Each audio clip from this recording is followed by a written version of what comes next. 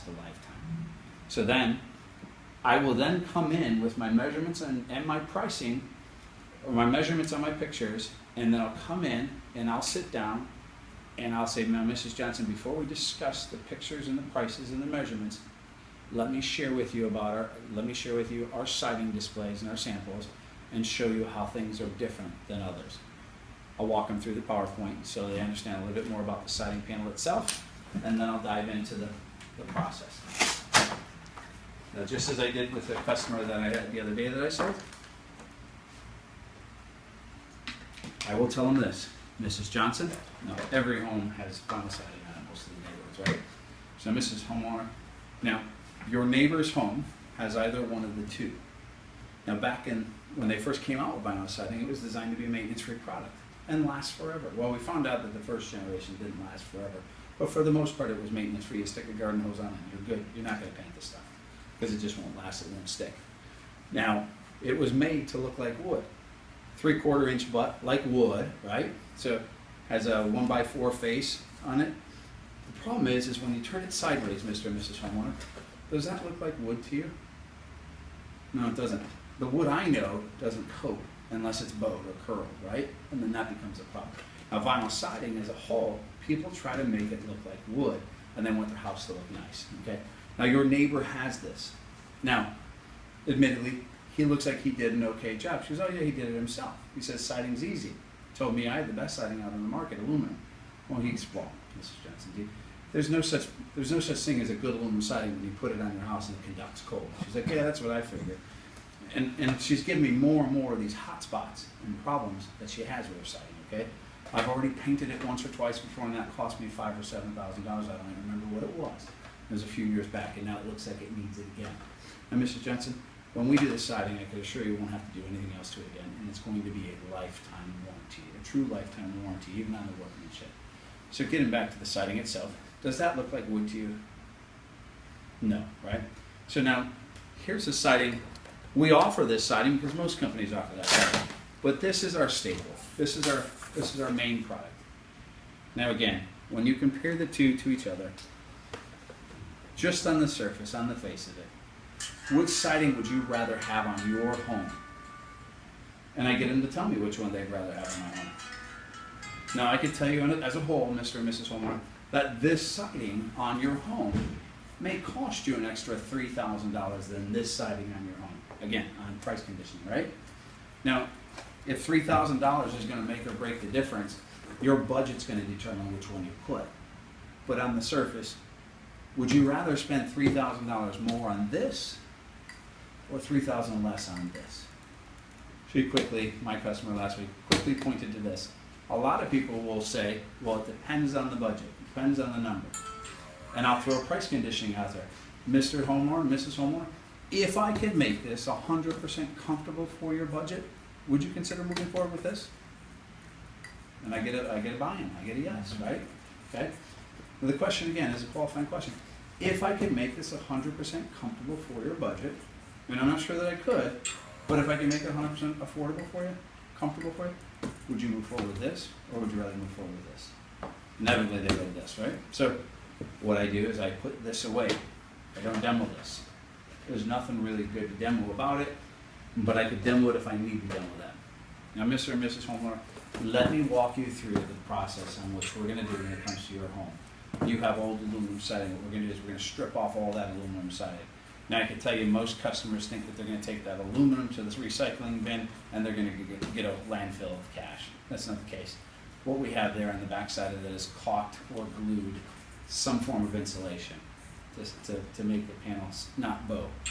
That's called contaminated metals. You actually have to physically strip all that stuff off and it's not worth the chase. So what we're going to do is we're going to strip that off of your home and we're going to dispose of it for you. Okay, Mr. and Mrs. Homeowner? Sure, great. Now, when we get the house all the way down to its outside sheathing, what we're going to do is when we do this type of siding, we're actually going to do Tyvek around your whole house. Now that's an option for you, but let me help you understand what Tyvek does. Tyvek, like a windbreaker over a sweater on a rainy day, helps protect and preserve your insulation. If you wore a sweater outside and it was raining, you would no longer stay warm, right? But if the sun were shining and it was 65 degrees and you wanted to stay a little bit warmer, a sweater would do just fine. it rains on you in the afternoon without a windbreaker, you're cold, right? She says, yeah, absolutely.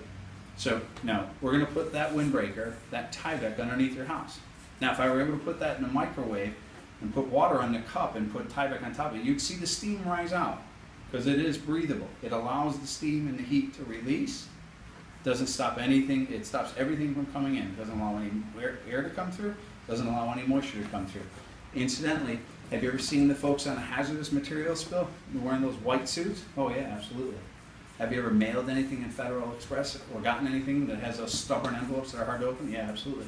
Those are all Tyvek suits. It's a Tyvek suit, it's a Tyvek envelope that FedEx uses. Tyvek is the trusted name for this product. It keeps your house warmer in the summer and in the wintertime, and it stops all the insulation from getting wet. It stops all the moisture from coming in. Is that an option that you would like for me to figure out in your home? I strongly encourage it. You get a buy in there, right? They're not going to want to not go with it. And when I price it, it gets priced automatically with it. Now I'm going to put the Tyvek down first, and then this actually comes with the siding panel itself. So it's an insulated panel. So you can get, again, the insulated panel or non-insulated panel. Which would you rather have? Well, the insulated one. Now, at this point in time, this is kind of ruled out until we need to drop to it, okay? So now, Mrs. Johnson, you have several different choices here. This is a clapboard siding, okay? And this is a Dutch slab siding. Now, Dave, be my customer for a moment. Sure. If you look at these two on the surface, which one do you think costs more money? This one. They always say that. Now, Dave, if I had to guess, which one do you like for your home? This one, right? So, I'm not going to say, hey, don't worry, it doesn't cost a thing more. I'll let you think what it is, because a good value is a state of mind. People want to make sure that they're feeling like they're getting something, right? So now that you said this, Dave, you like this one best for your home, we'll go ahead and put this one away. Now, Do we have more samples like that one? like this one? Yeah. Yeah, they should be in your bag. If you don't have it, there should be some in the back. Incidentally, if they do like the clapboard, I've got, that's the 666, this is 777, and this Oracle comes in a 444, a 4.5 on the Dutch slab. I also have my board and batten samples here for the accent, or I have the shakes here for the accent. Now, the shakes can come in one of two things. You can get this panel, or you can get the box, the square box that you fold out and has all different shapes on it, right? So now, that's that. Now I'll demo to which one they like. So in this particular case, Dave, my customer, likes the Dutch slab. Indeed. And I couldn't agree more with you, Dave. Now, what do you do when the house shouldn't have Dutch slab? If it's a Victorian, it shouldn't have a Dutch slab. Dave, I can admit, I really like the Dutch slab itself. But when I think about your house, I have to think about the period in which it was constructed. One of the things I can't put in my database is chose the wrong siding, the house looks ugly now. So Dave, as much as I like this siding, it probably doesn't fit your home. Well, you've been You doing have this it a cut. lot, and you're saying that Victorian house like I have, they don't do that? Yeah, you wouldn't want to put this on there. Thank you. Okay. So now we'll move on and I'll guide him to where I want him to go. Now, so I'll do the demonstration. Again, it has the insulation behind it. It has the vinyl siding itself. It has this double nail hem here, so it's called a hurricane clip. So it keeps your siding up on your house warranted up for 180 miles an hour. Which for me, honestly, I don't know what that means, because at 180 miles an hour, does that mean the siding will stay in your wall while the wall moves down to the field next down the block? Because 180 mile an hour wind, I think we're going to lose our houses. But just to prove a point, it's warranted for that type of water, or that type of wind. And as you can see here, it has on the back side a whole water management system. So the water is designed to go down these channels and drip out at the bottom. Now all vinyl siding has holes here on the bottom. So that means the water could drain out. If you see the profile here, this interlocks with this one, so we don't want water sitting in there. You let it How's drain out. water getting in there? Yep. How Now is this, water getting in how's- my house? That looks there's like seams. There's seams when we put it in your house. There are seams on the house. Mhm. Now there's a process, and that's a great point that you bring up, called first impression lapping. When I walk up to the home and I look to the left, you won't see the seams. But if you walked over to the left side of the house and looked at the front porch, I could see the seams because I want to overlap them going this way as opposed to this way. Now, as far as your driveway, I can have the first impression, I can go this way, or I can have it go this way. Most people will choose, they don't wanna see it while approaching their home. No. Now, does that work for you? Yes. Yes, absolutely. Now, the back porch, we wanna make sure, if the deck is over here, we wanna make sure it's going that way, so we don't see the seam. So we keep all those things in mind while siding our customers' houses, okay? Now, the insulation itself is a non-porous insulation, so it's not gonna absorb moisture, so it can't mold, okay? It provides you with insulation.